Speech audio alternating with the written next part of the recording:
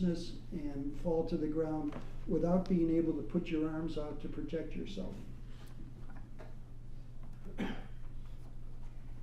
State's Exhibit number 4. What's the jury looking at here in States 4? The jury is looking at the body tags on the body bag that that Ahmaud Arbery was transported in. State's Exhibit number 5. What is the jury looking at here? State's Exhibit number 5 is an overall picture of the almost the entire body of Ahmaud Arbery. And his clothing is on, and this is how the body came to the medical examiner's office. All right, so when we're looking at this, we have then State's Exhibit 6. What do we have here? State's Exhibit 6 is a picture of the head and upper torso of Ahmaud Arbery. And right here, what do we have? These are tears in the shirt. All right, and then above here? Those are bandanas.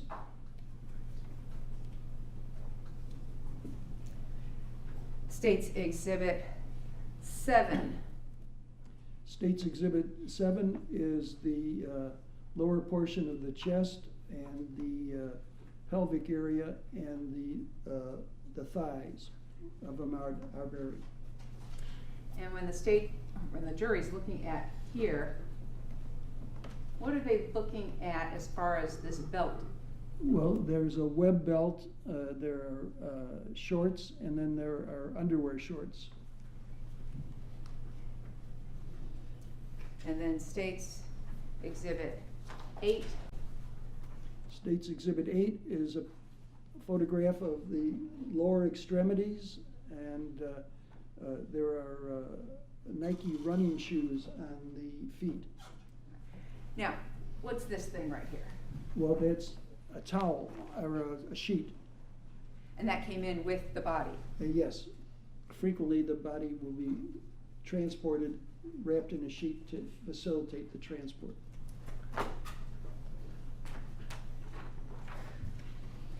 So now when we're looking at State's Exhibit number 9, what's the jury looking at here? State's Exhibit number 9 is a photograph of Ahmaud Arbery after the blood has been cleaned off of the body. And in the center of the chest there is a shotgun wound, and in the left chest and left armpit there is a second shotgun wound.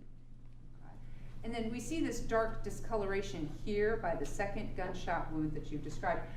Do you know what that is? Well, I think that's abrasion due to clothing, and this occurs in the area around the armpit when clothing is put under stress or tension. So is that like a bruise, or is it more, you said an abrasion? It's an abrasion. It's a scraping away of the top layer of the skin. A scratch would be the lay term for that. So when we look at States 10, so we're looking at States 10, what's the jury looking at there? This is a photograph of the wound in the central portion of the chest. All right, so when the jury's looking at this,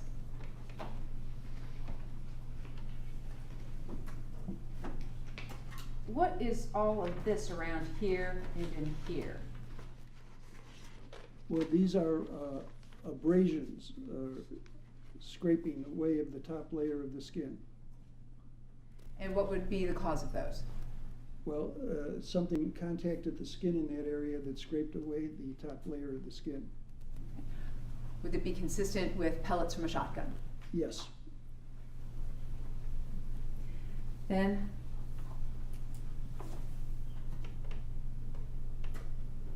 looking at States 11, what is the jury looking at here in States 11?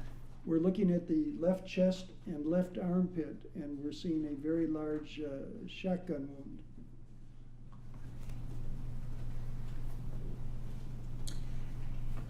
And then States 12, what is the jury looking at here in States 12? States 12 is a grazing gunshot wound of the wrist. Now, is this particular wound lethal? Meaning, if he'd been shot just in the wrist, would he have died? Well, he could have died because it involved the ulnar artery and nerve. However, in everyday practice, what you would do is put a tourniquet on the upper extremity, and you could stop the bleeding there. So, would this bleed profusely? It would bleed profusely because it's involved the ulnar artery, and so blood under pressure would spurt from this wound. Is that known as arterial spurt? Arterial spurt, yes. Taking a look then at the other side of his hand, 13, what's the jury looking at there? 13 is the back of the right hand and shows some abrasions on the forearm and on the fingers. Yes. All right, so when we're looking then at states 14, what do we have here? States 14 shows the fingers and shows abrasions on the posterior surface of the fingers. Do you have a medical opinion about how those particular abrasions occurred? Yes, from looking at the frame-by-frame video, it's apparent that those occurred due to an unguarded fall when he was shot the third time. All right, so this is caused because he fell down. Yes. And when we look here, do you have an opinion about this abrasion or this particular wound? No opinion. Okay.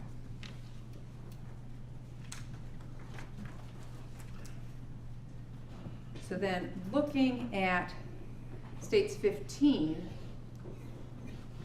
what do we have in this area? Again, an abrasion or a scrape, and on this one, I don't really have an opinion about that one either. I mean, you don't know how he got it. I don't know how he got it. And then, what is the jury looking at here with this particular area? We're looking at some pellet exit wounds from the wound in the center of the chest. So the pellets passed through the chest cavity and exited on the lateral surface of the chest.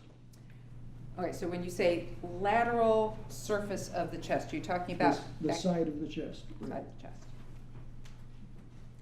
And we can also see some pellets under the skin there at the top. Right here? Yes.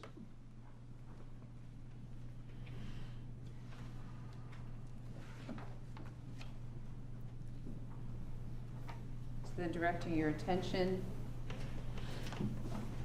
to States Exhibit 16. What are we looking at here? Again, we're looking at the face, and he has a number of abrasions. He's got abrasions above the right eyebrow. He has abrasions at the lateral margin of the right eye. He has an abrasion on the lower eyelid that extends to the face. He has an abrasion on the nose on the right side. And then just above the upper lip, he has an abrasion or a scraping away of the top layer of the skin. And once again, how are these created?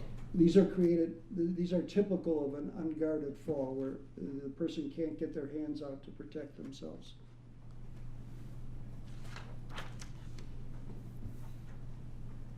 States Exhibit 17, what's the jury looking at here?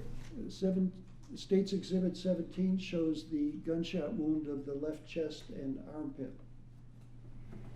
Now, this particular gunshot wound on the left chest and armpit, was this a lethal shot? Meaning if just being shot alone, would this have caused his death? This could have caused his death because it involved the axillary artery and axillary vein, which are large blood vessels that go to the upper extremity. If he'd only been shot here in the upper armpit, is there anything law enforcement or EMS could have done to save his life at the scene? I don't think so, no. States Exhibit 18, what are we looking at here? We're looking at abrasions on the back of the left hand.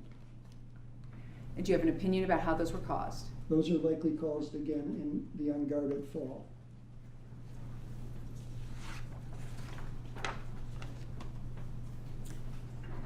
Now, looking at State's Exhibit 19, what do we have up here at the very top?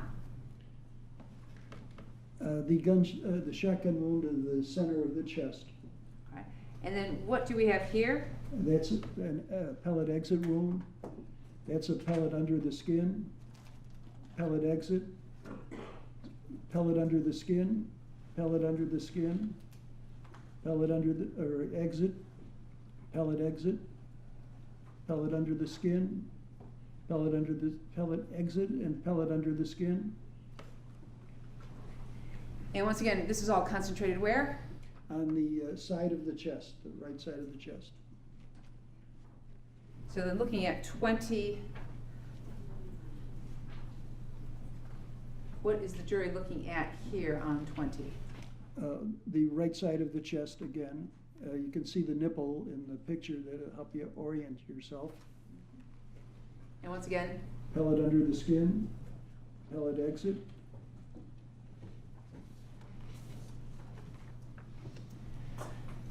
Now looking at State's Exhibit 21, what is the jury looking at here?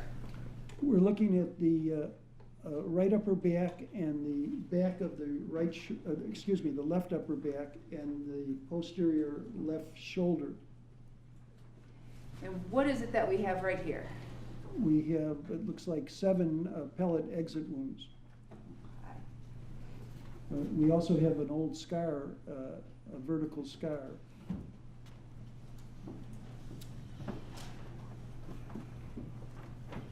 And with regard to State's Exhibit 22, what's the jury looking at there?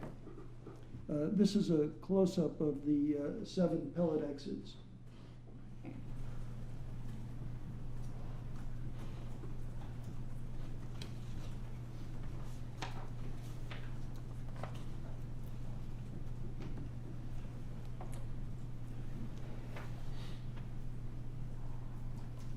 State's Exhibit 23, let me go ahead and back this out. Is this the same lateral area on his side, just if he's turned over? Yes, the body is now on its stomach and we're looking at the right side of the chest.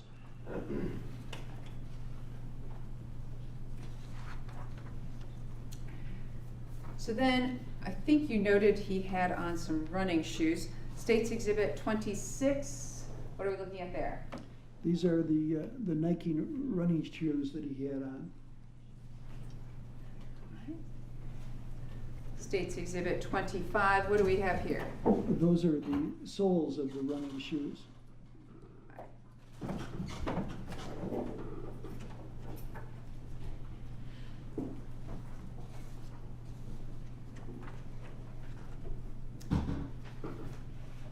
And then we also have State's Exhibit 27. What's the jury looking at there?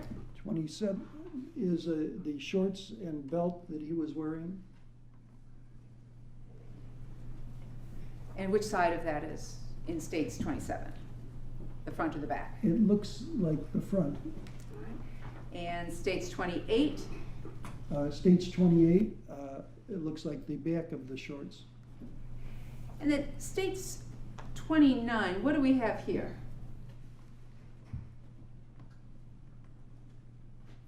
It looks like blood. State's Exhibit 30, what's the jury looking at there? This is the t-shirt that he had on, and this is the front portion, and it shows at least 3 large defects.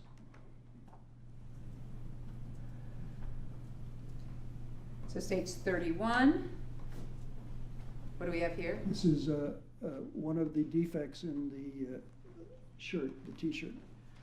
Does this correspond to the shot underneath the arm? Yes, it does. Right. And then State's Exhibit 32, what are we looking at here? We're looking at the the defects associated with the wound in the central chest. Okay. I may have one moment.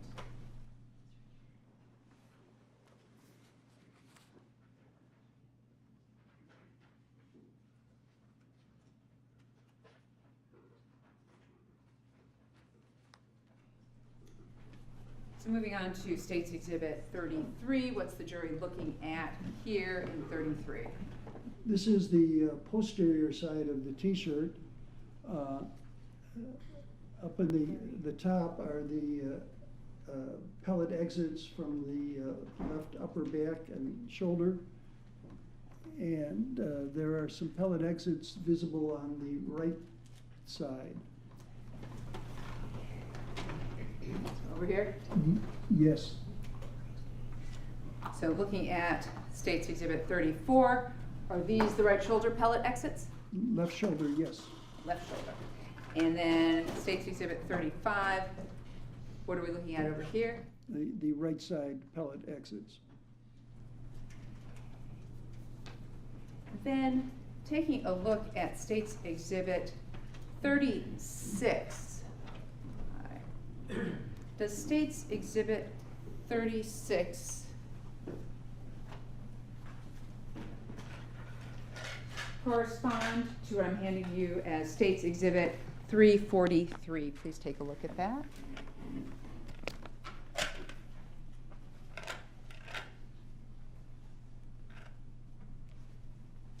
Yes.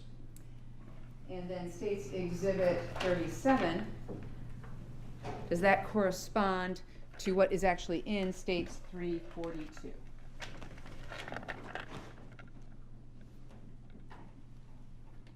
Yes, it does.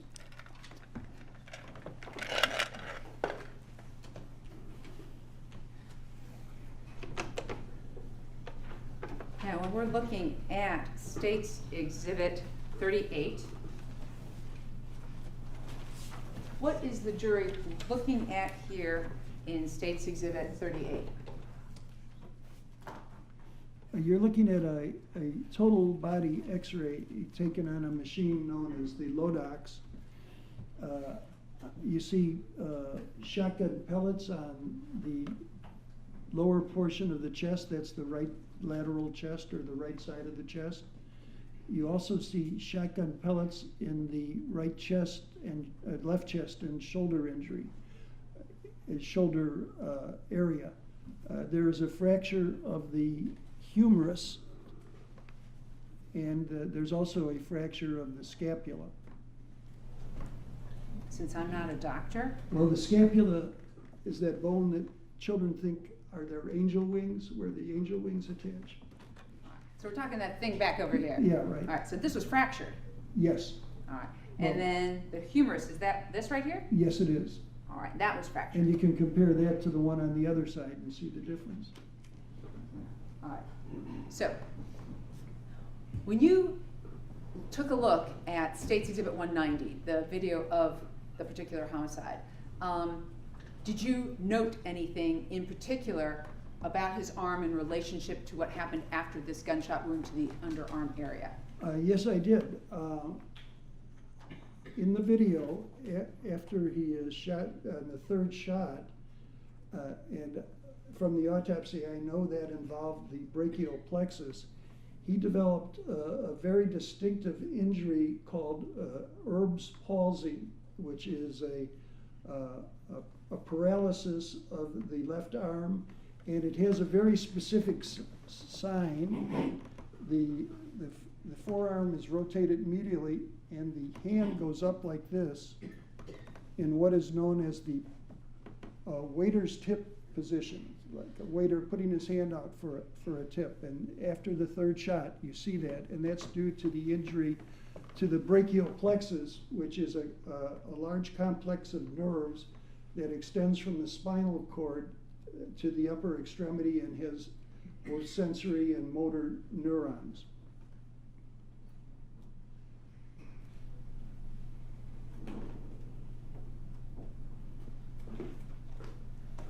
If I may have one moment.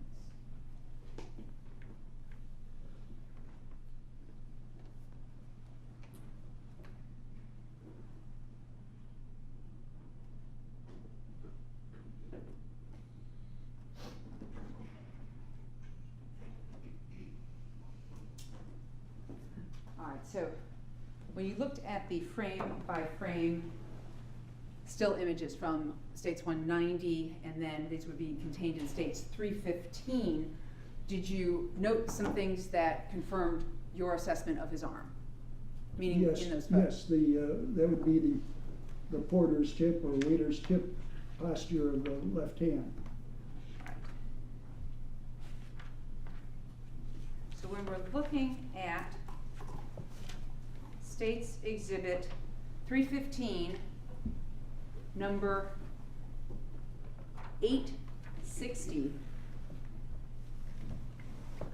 What you see in the area is the shirt is beginning to balloon out, and those are the shotgun pellets exiting the body. States 315, number 861.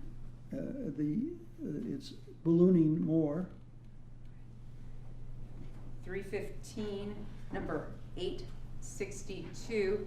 Yeah, What's the jury looking at there here? it's really ballooned out, the shirt. States Exhibit 315, 863. What do we have there?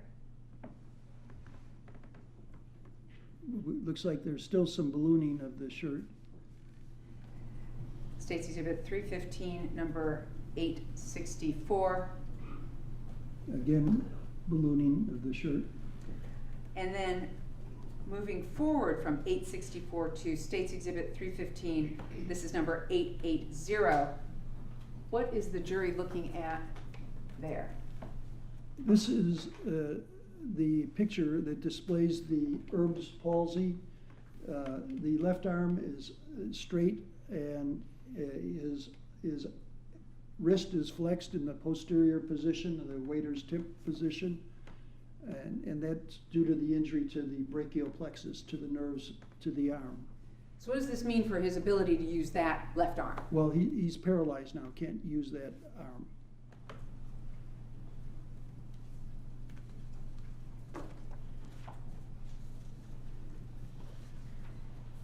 So that's due to this gunshot wound here and the breakage of that arm?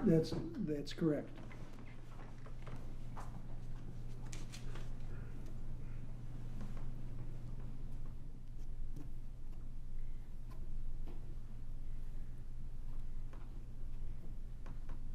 So I want to go ahead and take you through your process and development of your opinion in this particular case, okay?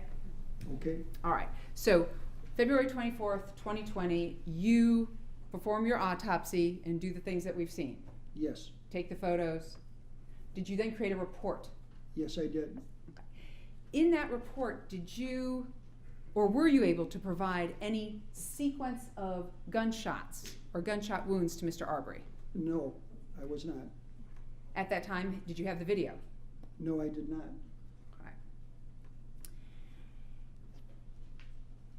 And at that time, did you develop and put in your report any opinion about the muzzle to target distance, meaning how far the muzzle was away from Mr. Arbery's body? No, I did not. Okay. So that wasn't in your initial report either? That's correct. Okay. Now, did you eventually provide at some point in time, after your initial report, an opinion about how far you thought the muzzle was from Mr. Arbery? I did. How did that come about? Well, the defense attorney scheduled a Zoom video conference with me, and that question came up during the Zoom video conference. What did they ask you to do? They asked me to estimate the muzzle to target distance. And at the time, prior to having the video or the frame-by-frame still shots, what was your opinion about the muzzle to target distance? That it was about 3 to 4 feet. And why was that your opinion at that time? Well, I had done some research, and there is an excellent textbook on gunshot wounds by a doctor by the name of Vincent J.M. DeMaio. And he was the chief medical examiner in San Antonio, Texas. And in there he has a diagram of shotgun wounds, and the wounds at 3 feet look very much like the wounds I saw in the body. So So when we look back at State's Exhibit number 10,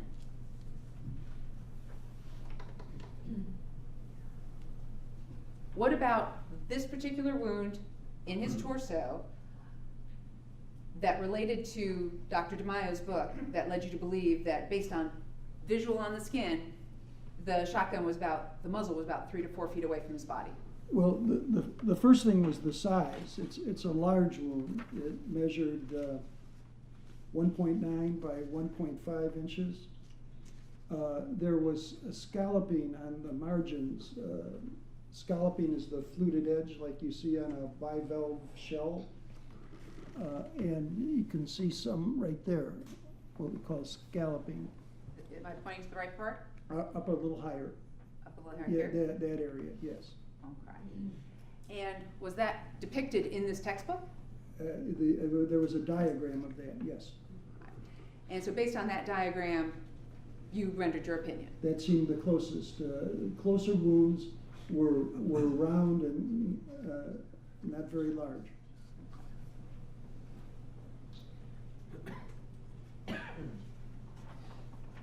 So at some point in time, did you inform the defense and the state about your opinion of the muzzle to target being 3 to 4 feet? I did. Okay. And moving forward, did it come to your attention that the state had requested Bryan Leppard to do a muzzle to target analysis based on the T-shirt in his field of expertise in firearms? Yes. Okay. And once he had rendered his opinion, what happened next? Well, I got an email from Laura Hogue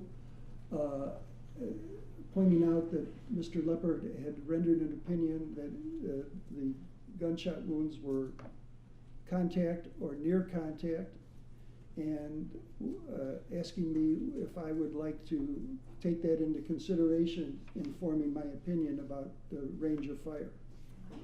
And did you decide to do that? I did. Okay. And given that Bryan Leppard's opinion now differed from yours, did you then look at the video and the frame by frames? I did. Okay. Having then looked at the video and the frame by frame, did you come up with a different opinion based on those things? Yes. All right. And we're talking about the torso gunshot wound. What was your revised opinion, having now seen the video, as to the muzzle to target distance for this particular gunshot wound? 20 inches to 3 inches. So 3 inches, but as far away as 20 inches. That's correct. Okay. So near contact or close range? Yes.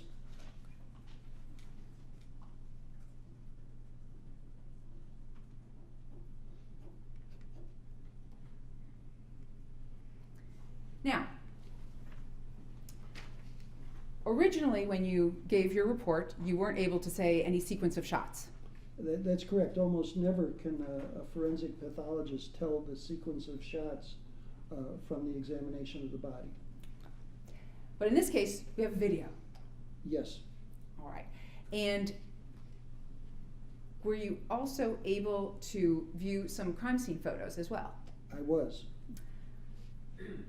Going down this path where you're revising your opinion based on this evidence you've been presented, the video and the frame by frame of the crime scene photos, did you then formulate an opinion on the sequence of shots?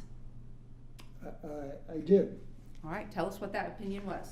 Well, it was my opinion that the shot to the center of the chest and the grazing gunshot wound to the wrist occurred at the same time, meaning that the hand was in front of the chest and was struck first, and then it entered the body. It was my opinion that the second shot was a complete miss and did not enter any part of the body, and that the third shot involved the left chest and axilla. All right, so I just want to make sure that we've got this. We're talking about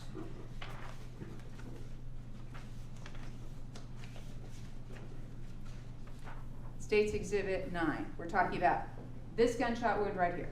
Yes, And then that gunshot wound and State's Exhibit 12 to the right wrist happened at the same time. at the same time, yes. All right. So they happened at the same time. Would that be consistent with someone pushing a shotgun away from them? It could be, yes. Is it also consistent with someone maybe grabbing the shotgun? It could be, yes. Okay.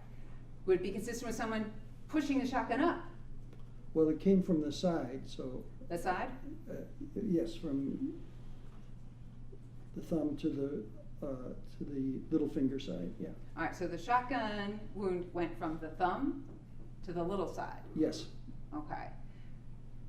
Sort of like this? that, well, then the shotgun would have to be tangential, you know. You go ahead and show them what you Well, mean. it could be like that,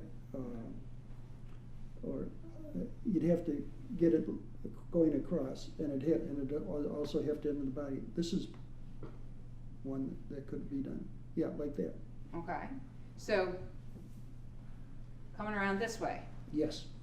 okay? Not necessarily coming around this way. A little awkward? Yes, Okay. But it's your opinion that the hand was definitely between the muzzle of the shotgun and Mr. Arbery's torso? well, it had to be for the injury to occur. Okay. Now, was this a static situation where everybody just froze, or was this a fluid situation based on your viewing of the video where everybody's moving? Well, no, there was quite a bit of movement.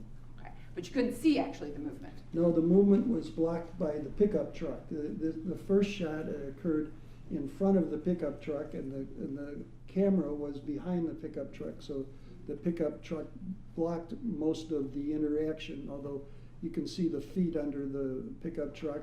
And every once in a while you get a picture of the shoulder moving through the windshield. All right. So, did you find additional evidence within the video and the still shots to corroborate the fact that this kind of movement and the wrist was shot at the same time the torso shot happened? I did. All right, so let's take a look at that. Once again, going back to State's Exhibit 315.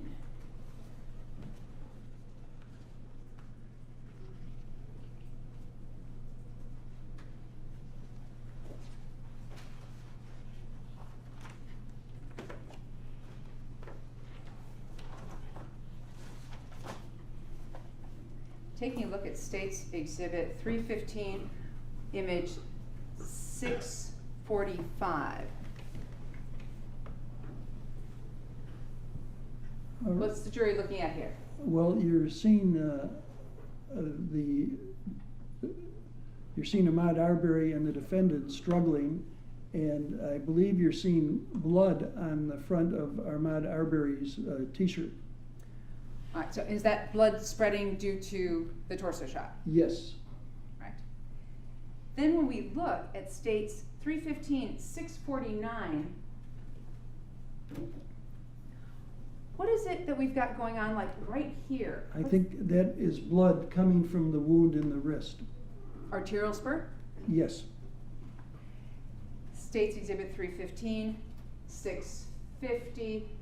What do we have again right here? Another arterial spurt of blood coming from the wrist. State's Exhibit 315, 654. What is the jury looking at there? A blood spurt from the wrist.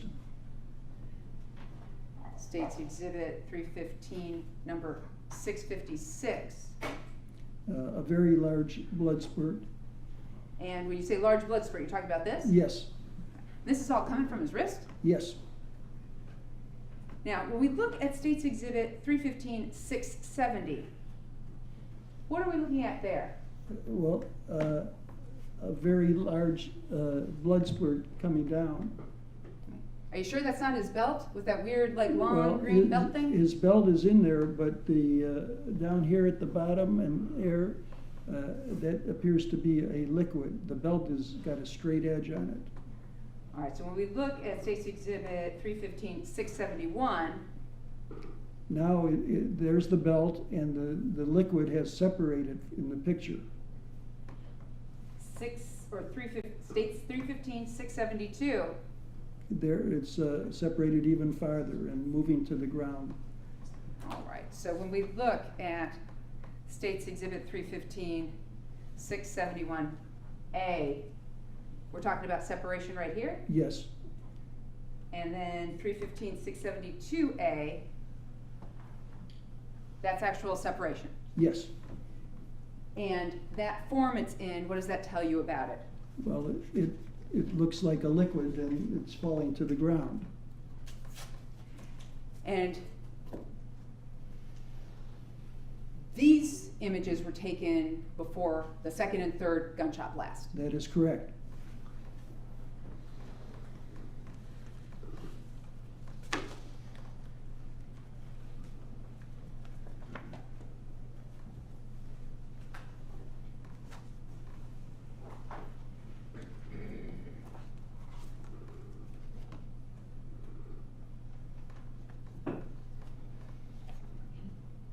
So when you looked at the crime scene photos, let me see if I can find the exact one.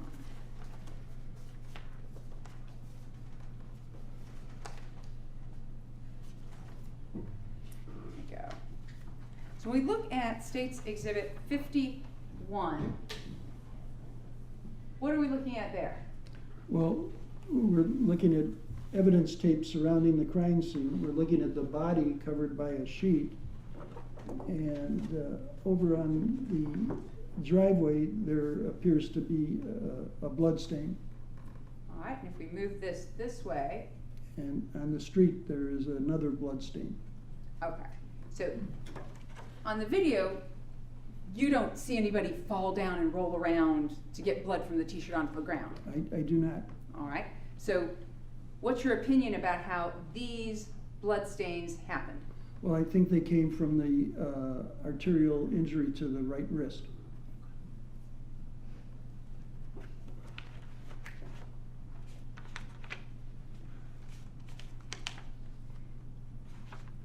And so that would include in States 65.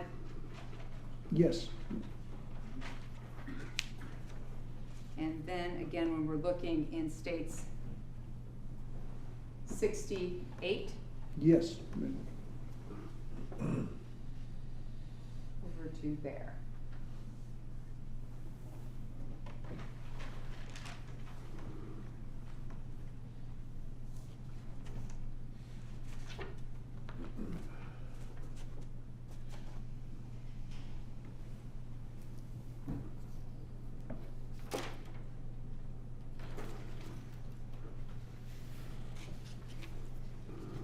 Now, when we're talking about the gunshot wound to the upper arm here, do you also have an opinion about whether this was contact, near contact, or close range for this particular one, based on having seen the video? Based on having seen the video, I think it's close range to near contact.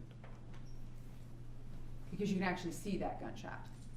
Well, you see the gun moving up. It's difficult to tell when the trigger is pulled.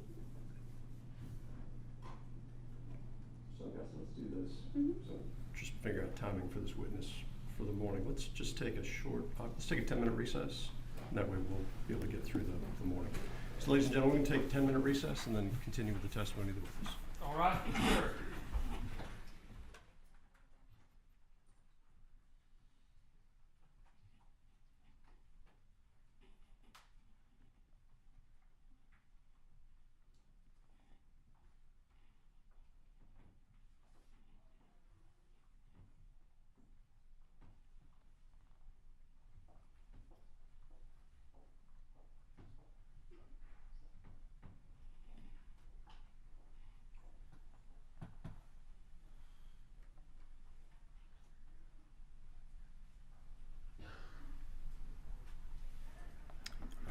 You know, have a seat. Doctor, I remind you that you're under oath. We're going to take about a 10-minute recess. If you could just be available in 10 minutes. Just figured timing-wise, it just sort of works for the morning. We'll take a 10-minute recess.